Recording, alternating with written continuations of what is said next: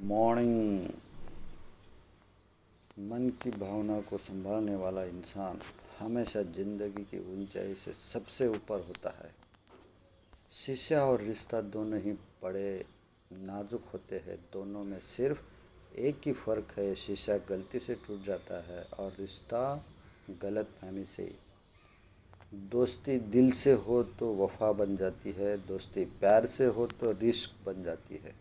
दोस्ती अनजान व्यक्ति से हो तो पहचान हो जाती है, दोस्ती अच्छे इंसान से हो तो ज़िंदगी बन जाती है। दोस्तों, हम ये स्क्रिप्ट में देखेंगे कि अगर 50 लाख का हम घर लेते हैं तो एक्चुअल कैलकुलेशन एक्सेल शीट पर कितना प्रॉफिट होता है, कितना बेनिफिट होता है, इसके बारे में थोड़ा स्टडी करेंगे। समझो कि मैंने 50 लाख का लोन लिया है। 50 लाख का लोन के ऊपर मुझे इंटरेस्ट कितना है और प्रिंसिपल कितना है। मुझे इंटरेस्ट है शायद 3,36,575 और प्रिंसिपल जाएगा मुझे 1,11,241। टोटल मिला के 4,47,816 जाएगा। ईयरली EMI 4,47,816 जाएगा, 4,47,000। मंथली EMI 37,318 है। समझो कि टैक्स से हो रहा है मुझे 3,36,575 पे 30% मेरा 60,000 टैक्स बच रहा है। अगर मेरा ब्रैकेट 20% का है तो मेरा 40,000 बच रहा है। यानी कि अपन को जो भी टैक्स रिबेट मिलता है टोटल इंटरेस्ट पे मैक्सिमम 2 लाख के ऊपर टैक्स मिलता है। इफ़ जिसका पैकेज मोर देन 10 लाख है उसको ये ज़्यादा बेनिफिट रहता है। देखो, हर साल हमारा इंटरेस्ट रेट कमती कमती हो जाता है और लोन का प्रिंसिपल बढ़ते जा रहा है। पहले 5-10 साल में इंटरेस्ट मोर देन 12 साल 2 लाख से ज़्यादा है और प्रिंसिपल 2 लाख से कम है। 12 साल के बाद हमारा प्रिंसिपल बढ़ता है 2,34,00,000, 2,51,00,000, 3 लाख, 3.25 लाख, 3.5, 3.4, 4 और 4। जैसे जैसा हमारा प्रिंसिपल बढ़ते जाता है रेट ऑफ इंटरेस्ट कम होता है। जैसे जैसा इंटरेस्ट कम हो जाएगा हमारा टैक्स रिबीट भी कमती हो जाएगा। समझो कि हम 30% स्लैब में हैं तो 60,000 पहले थोड़े साल मिलेगा। 2 लाख के अब अगर इंटरेस्ट है तो हमें 60,000 टैक्स रिबेट मिलेगा और 20% में है तो 40,000। उसका कैलकुलेशन हम अगले सीट में देखते हैं। ये है उसका कैलकुलेशन। समझो कि प्रॉपर्टी 50 लाख का है, stamp duty tax plus function सब मिला के 60 लाख होता है। 60 लाख के ऊपर हमने 10 लाख खुद का FD तोड़ के जमा किया, बाकी का 50 लाख लोन उठाया। 50 लाख हमें 6.7% इंटरेस्ट से 3,37,000 टोटल इंटरेस्ट जाएगा और 1,11,241 प्रिंसिपल जाएगा हर साल का यानी 4,47,816 टोटल वार्षिक EMI जाएगा। तो मंथली करीबन 37,000 जाएगा मंथली EMI। तो मेरा पहला कॉलम है, C कॉलम में EMI है, D कॉलम में इंटरेस्ट है और E कॉलम में कितना टैक्स के ऊपर हमें बचत होएगा। हमारा 2 लाख के ऊपर ही बचत होने वाला है। 11-12 साल के बाद हमारा इंटरेस्ट कमती होता है 1,96,000, तो 1,96,000 पे ही मिलेगा टैक्स रिबीट और 17वें में 15 में 1,60,000 इंटरेस्ट जाता है तो 1,60,000 पे मिलेगा। लेकिन 12 साल में 2,13,000 जाता है तो 2 लाख के मिलेगा। पहले में इंटरेस्ट ज़्यादा है तो मैक्सिमम 15 साल तक हमें 2 लाख के ऊपर टैक्स रिबेट मिलने वाला है। और जो प्रिंसिपल जाता है हमारा 80C में आता है, तो जो भी प्रिंसिपल जाएगा उसके ऊपर भी वो स्लैब के अनुसार हमारा टैक्स बचेगा। समझो कि 1,11,000 पहला है 4-5 साल में वो 1.5 लाख के ऊपर जाएगा, लेकिन हमारा टैक्स कितने ऊपर बचेगा? 1.5 लाख के ऊपर ही बचेगा। 1.5 लाख के आगे जाएगा तो हमें प्रिंसिपल आगे जाता है, 4 लाख होता है, 3.5 लाख होता है, 3 लाख है, 2.5 लाख है, तो हमें 1.5 लाख का ही बेनिफिट है। ATC का बेनिफिट 1.5 लाख रहता है। तो उसको अगर 1.5 लाख के ऊपर 30% पकड़े तो 20% में 30,000 हमारा टैक्स बचता है। तो इसमें नेट EMI अगर कैलकुलेशन करते हैं तो C5 माइनस C5 यानी टोटल EMI सी में जो दिखता है उसमें से F5 यानी कि हमारा इंटरेस्ट के ऊपर डिडक्शन कितना माइनस होता है तो 40,000, और प्रिंसिपल के ऊपर मेरा टैक्स कितना बचता है तो 22,000। और जो भी हमें रेंट मिलता है, भले 8,000 महीने का मिलता है तो 12,96 तो वो माइनस हो जाएगा। तो साल का 96,000 वो माइनस हो जाएगा। मेरा टोटल EMI 4,47,000, उसमें से 40,000 मेरा 2 लाख जो मैं इंटरेस्ट भर रहा हूँ उसके ऊपर डिस्काउंट मिलता है 40,000।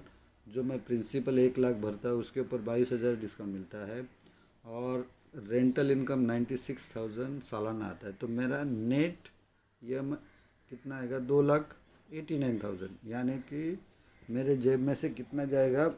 12×2 = 24, 40, 12×3 = 36, 12×4 = 48, 22-23 हजार महिन्याला तुमच्या पॉकेटमधून जाईल. पण हे जसं जसं तुमचं इनकम स्लॅब असेल तर ॲट लास्ट अगर कुछ मिलता ही नहीं, हमें टैक्स स्लैब का बेनिफिट मिला नहीं और रेंटल इनकम भी मिला नहीं, हम खुद रहने, खुद घर खुद के लिए लिया है, तो हमें अगर ये 0-0 करते हैं तो हमें 4 लाख का ही EMI जाएगा। तो 50 लाख का घर 20 साल के बाद अगर 1.5 करोड़ मिलता है तो मुझे IRR 4.9% आता है। IRR कितना आता है? 4.9% आता है। समझो कि मैं इधर रेंटल इनकम जो भी है 96,000 पूरा साल के लिए पकड़ूँ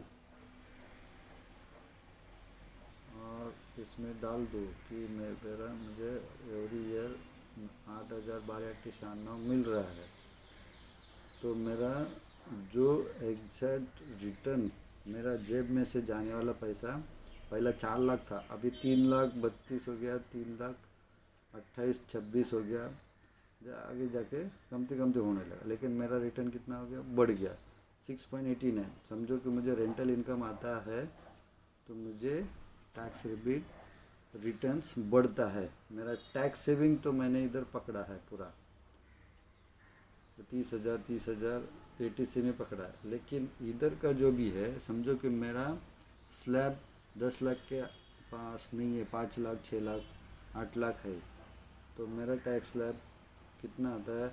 20% आता है, तो मैं 20% ही पकड़ता हूँ, तो मेरा और कमती हो जाएगा। एक्चुअल मेरा जेब में से जाने वाला पैसा नेट EMI 2,89,000 2,88,000 होएगा, तो एक्चुअल रिटर्न 7.7 आता है।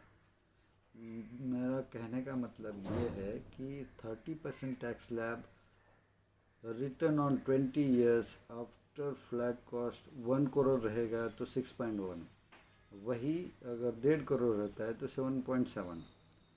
अगर 20% टैक्स स्लैब है, मेरा इनकम 5 लाख 6 लाख के अबव नहीं है, 10 लाख के नीचे है, तो मैं 20% टैक्स स्लैब में आता है, मेरा रिटर्न्स आता है 5.1। अगर मेरा इनकम मोर देन 10 लाख है सालाना तो 30% टैक्स स्लैब में 6.1% आता है अगर 1 करोड़ है, और वही अगर मैं 1.5 करोड़ मुझे मिलता है मेरा प्रॉपर्टी का प्राइस, तो मैं 7.7% रिटर्न पाऊँगा घर में। तो इसमें as per thumb rule 50 lakh का 3 टाइम 1.5 करोड़ होगा।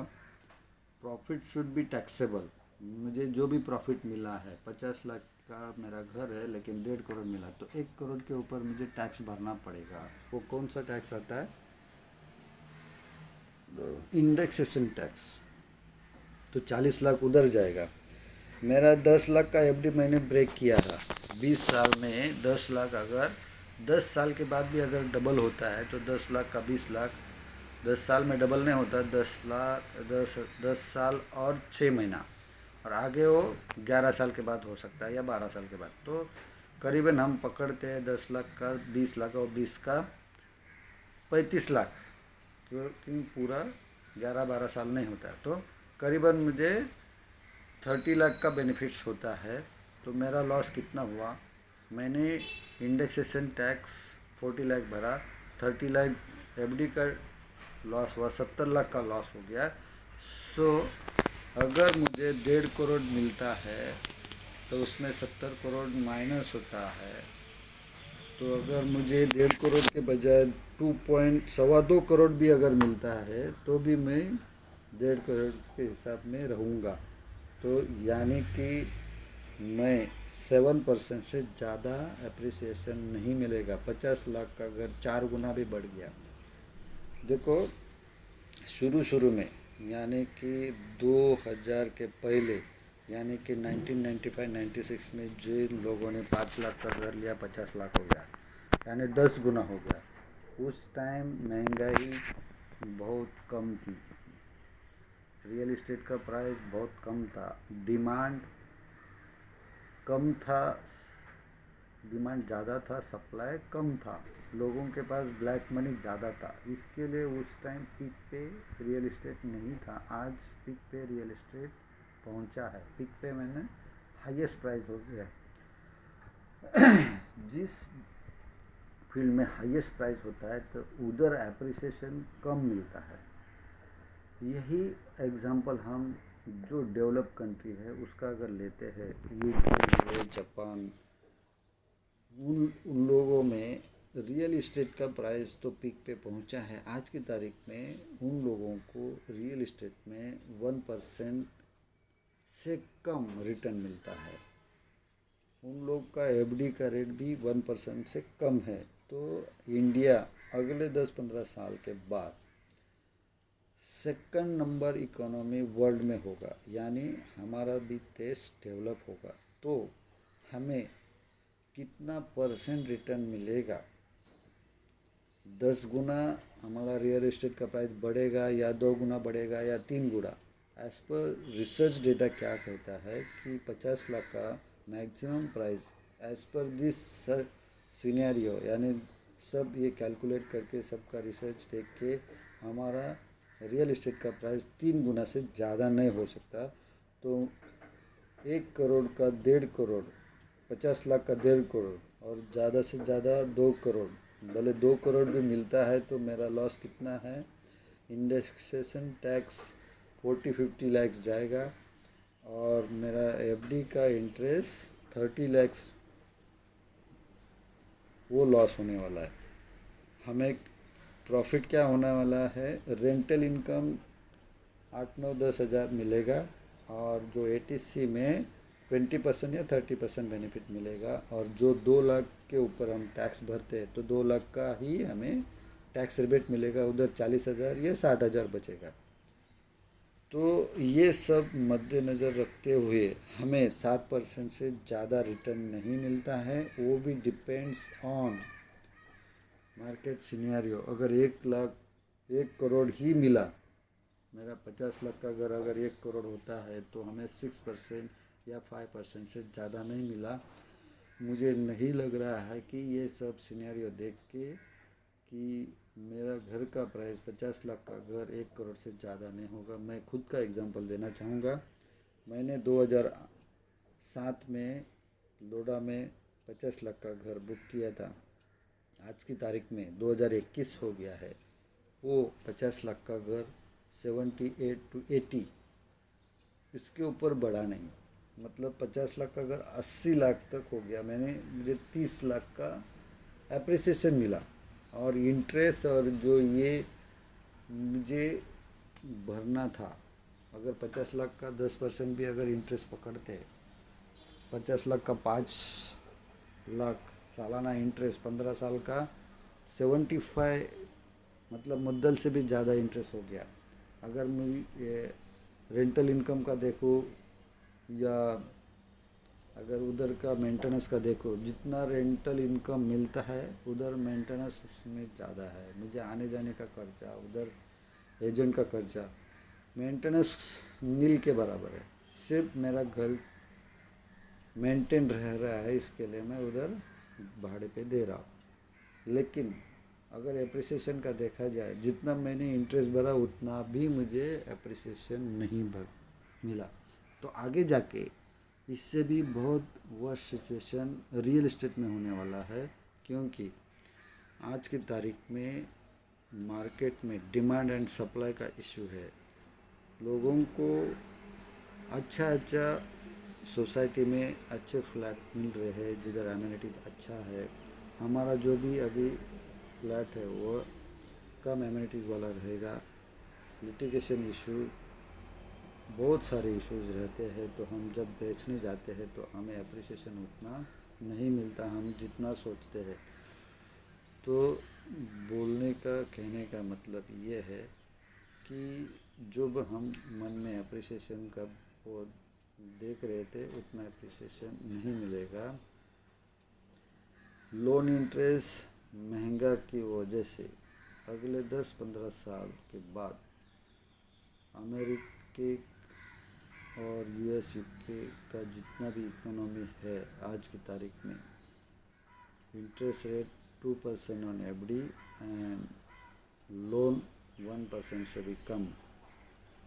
यही सिचुएशन में, यही स्टेज में हमारा इंडिया आफ्टर 10 to 15 ईयर्स रहेगा। 5 लाख का 50 लाख नहीं होने वाला है। 50 लाख ज़्यादा से ज़्यादा 1 करोड़ या 1.5 करोड़ होएगा, उसमें से भी हमें 70 लाख का लॉस है, क्योंकि जो हमने 10 लाख का एफडी तोड़ के उसके ऊपर का इंटरेस्ट छोड़ दिया है, और जो indexation tax, capital gain tax जो भरना पड़ेगा, 1.5 करोड़ भी हो या 2 करोड़ हो तो 1.5 लाख के ऊपर अगर 40% है तो 60 लाख होता है, 30% है तो 45 लाख का होता है, यानी 45 + 3 75 होता है, और 60 + 3 30 90 लाख होता है। भले 2.25 करोड़ भी मिला तो 90 लाख का हमारा लॉस है। तो हाथ में 1 करोड़ 10 लाख या 1 करोड़ 20 लाख, 1.5 करोड़ से ज़्यादा नहीं बचने वाला, 7% से ज़्यादा रिटर्न नहीं आने वाला। तो हम आगे देखते हैं कि समझो कि हम अगर जीवन आनंद या जीवन लाभ में इन्वेस्ट करते हैं, सेम प्रीमियम 4,47,000 सालाना प्रीमियम अगर भरते हैं तो हमें 1.5 लाख के ऊपर 45,000 टैक्स बचने वाला है। हमारी जेब से सिर्फ 4 लाख जाने वाला है। तो एट लास्ट 20 साल के बाद, 21 साल के बाद 2 करोड़ हमें टैक्स फ्री मिलेगा। अगर बीच में कुछ होता है, इधर टेंशन लेने की ज़रूरत नहीं। 78 लाख का रिस्कवर है। भले हमने 5 साल ही भरा है, 5 साल के बाद हमें इकोनॉमी प्रॉब्लम आता है, पर ईएमआई भर नहीं पाते हैं, तो हमें कोई दिक्कत नहीं है। हमें जितना भरा है उसके ऊपर हमें रिटर्न मिलेगा। अगर डेथ होता है तो फैमिली को 1 करोड़ से ज़्यादा रकम जाएगा। अगर डिसेबिलिटी होता है तो आगे का प्रीमियम से होता है हमें 10% एवरी ईयर, 7 लाख सालाना अगले 15 साल 10 साल जितना भी प्रीमियम टर्म बाकी है उतना मिल सकता है। ये ब्यूटी हमें इंश्योरेंस के साथ सेविंग भी बढ़ाती है।